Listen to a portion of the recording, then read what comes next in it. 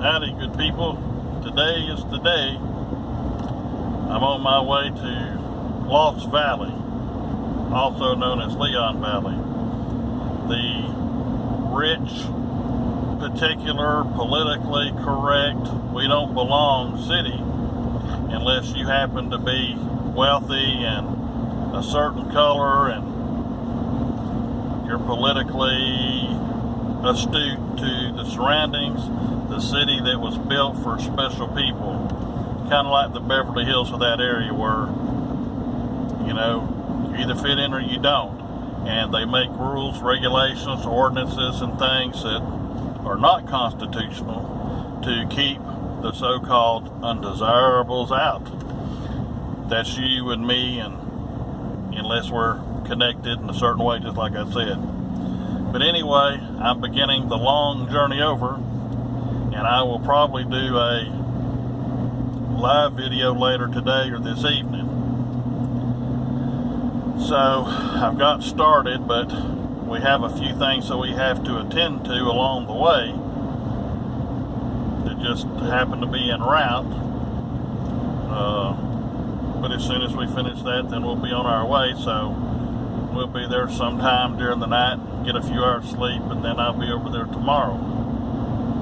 So thank you, and God bless you. And I got to put a special shout out. This fella probably he's a little shy about a shout out probably, but there used to be a guy called Texas Pete. Seemed like he was a gunslinger. I can't really remember, but I'm gonna call this guy Texas Mike.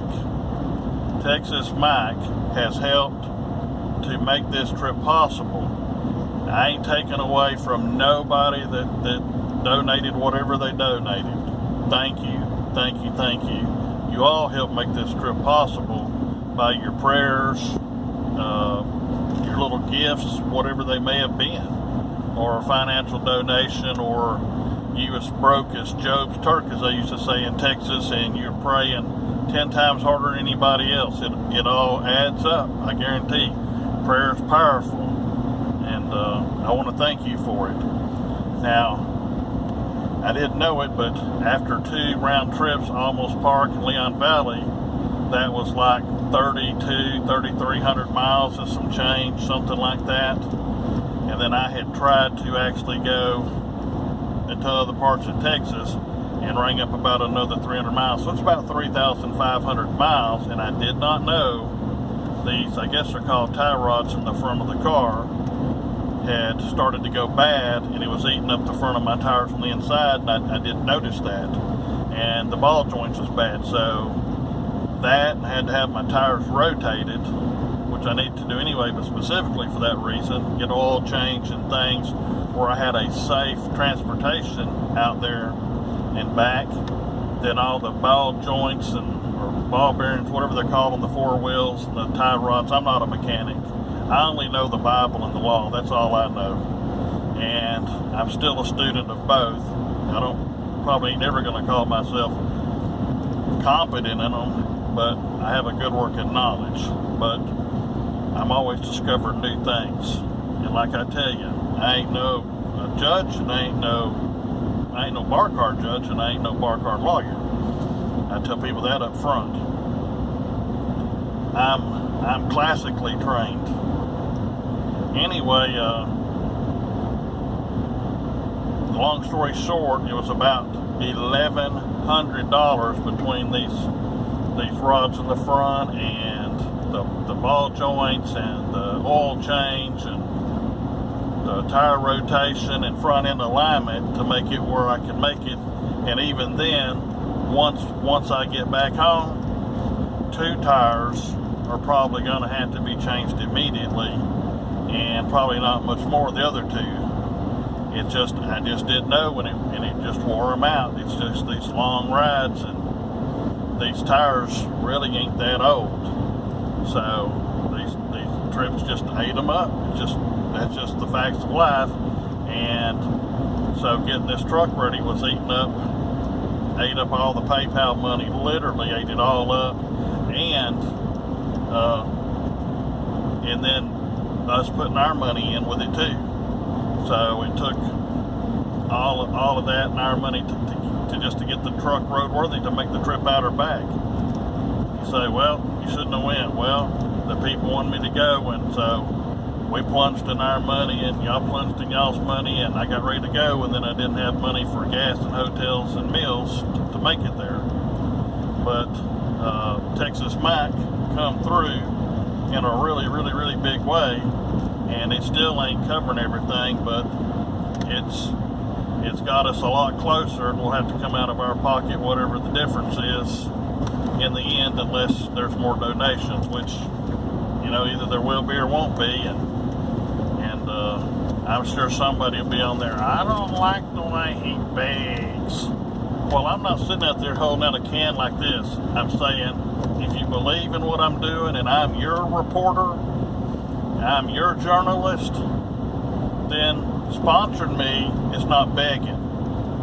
You know, it's going to take me 12 hours over and 12 hours back. That's 24 hours of laborious driving, plus going out there and risking getting put in jail, not for doing nothing, but because they got some crazy law enforcement out there that just act berserk, and they're off the chain doing really crazy, stupid stuff that's not law enforcement, policy enforcement, and misapplication of the law, in my personal learned opinion.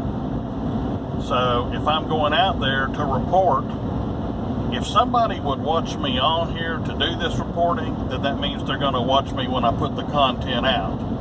So for them to put on there, oh, he's a beggar, means they're watching me. So they're not paying their fair share for this content, are they? You know, people talking about pay your fair share. Well, I got skin in the game. I put money in the last 2 times I made trips. I'm putting money in again. Plus I'm doing all the footwork, leg work, and bringing all this content to you. People said, well, now you got monetization. Yeah, I do, but that just don't pay that much. I mean, yeah, if I get 20 or 30,000, yeah, you know, then it becomes more realistic. But, you know, 2, 3, 4, 5,000, I'm grateful. I'm very grateful for every viewer I got. But in reality, that monetization ain't that much. And the super chat, for all intents and purposes, outdid that. But I just now got to where I could get everything set up to even be get those funds. And so if everything works out right, I'm approximately 30 or 31 days away from getting my first funds. And it's going to take every bit of the super chat and every bit of the monetization, and I'm probably still going to have to kick in something to get the tires. But I'm wearing out these tires for y'all. And that doesn't count the wear and tear on the engine, transmission, so that's more than gas, you know. And I'm not complaining, and I'm not griping. Y'all just, you know, I get these emails and they get these comments about tell it straight, tell it right, tell it honest.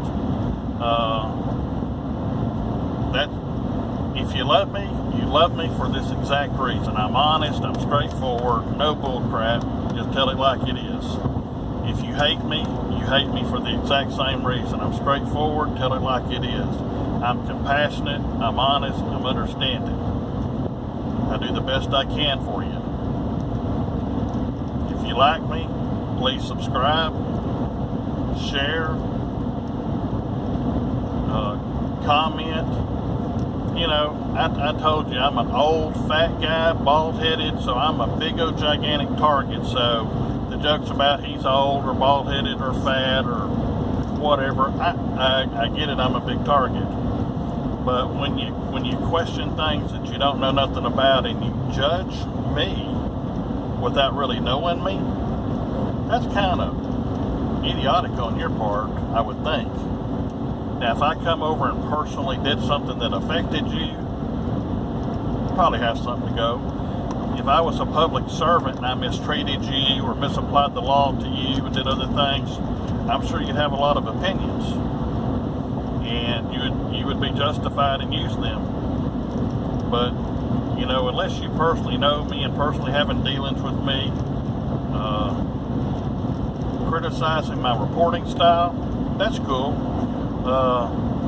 But when you make a personal attack on the messenger, and the messenger trying to get funding to go and get the content for you, it kind of shows an immaturity and a childishness on your behalf. And you really stick out like a turd in a punch bowl, like Grandpa used to say. So don't be a turd in a punch bowl, okay? If you want to criticize me, be constructive. Tell me what you want, what you don't want, whatever.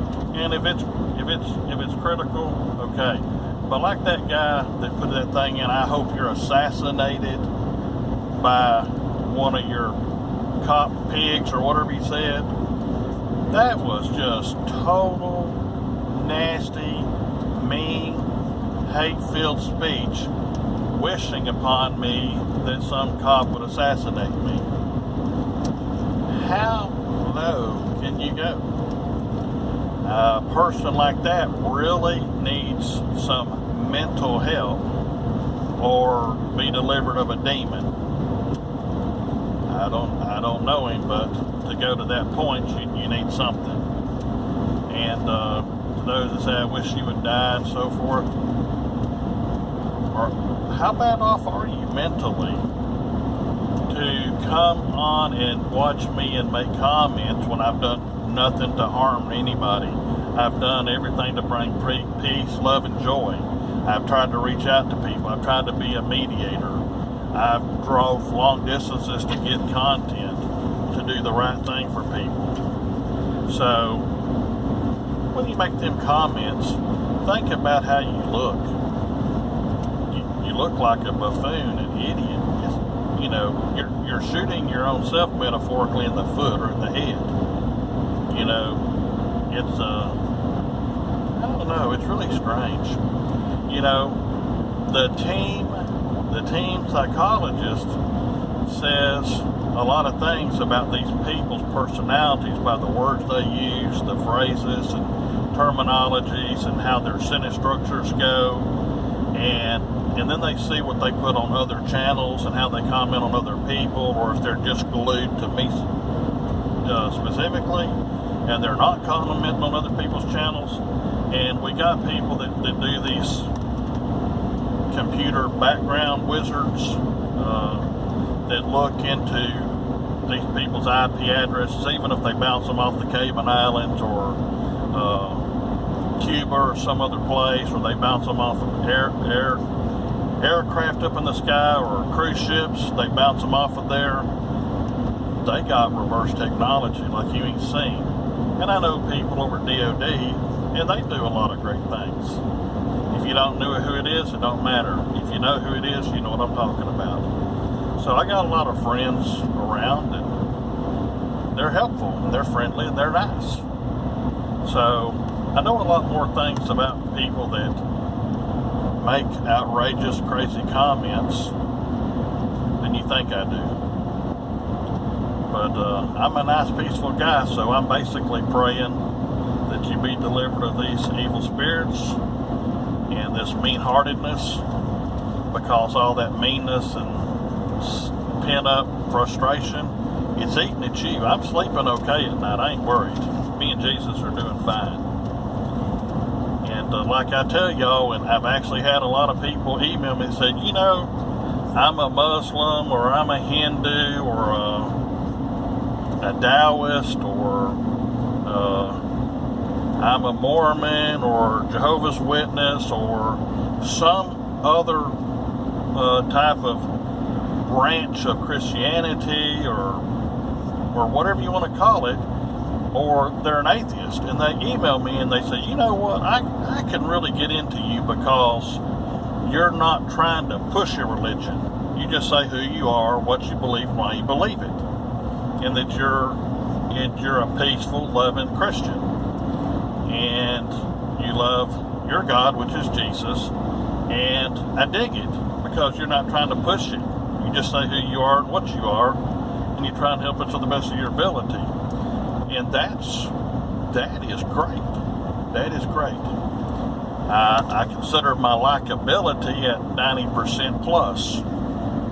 And a lot of people do good to get 50%. So I count myself extremely blessed and extremely fortunate.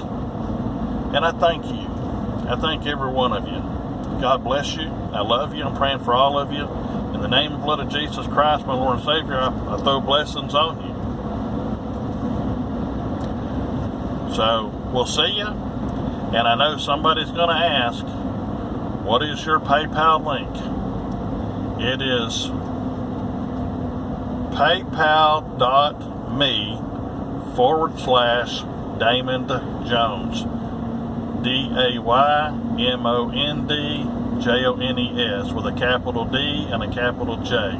I'll try and put it in the comment section. You know, if you got it, you do, and if you don't, you don't. Okay? God bless you. Thank you. And I got about 25 and a half hours till showtime. And I pray to God that they show us that they've repented of their evil ways and they're going to turn a new leaf and do things right. That's what I pray. And I pray that auditors and constitutional compliance people, which I consider myself a constitutional compliance man, you know, it's auditing, but we're looking for people that follow the Constitution. That's what our government's based on, the Constitution, a republic form of it's a constitutional republic, and that sets out every office in the land.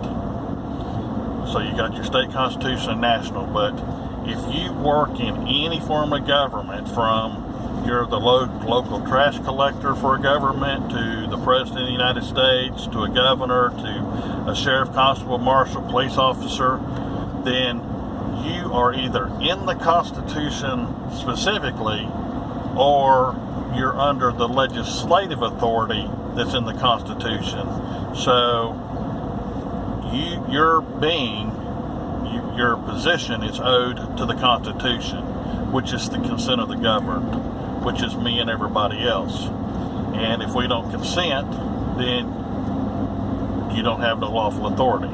So you got your lawful authority on account of each and every one of us, not in spite of us. And I pray that our side, and when I say our side, I mean we the people, act peacefully, righteously, and joyfully, but we stand our ground as the people. And we shine the spotlight on wrongdoing. And if somebody actually breaks laws, then true peace officers are supposed to do what they do and try and stop it. And if they have to, then they make an arrest or notice to appear or whatever's necessary lawfully. But if the police act out, then we have to call a higher authority, whether that's the constable, the sheriff, the state police, to make lawful arrests based on our complaints. But I pray that everything go well. And again, blessings to all. Bye-bye.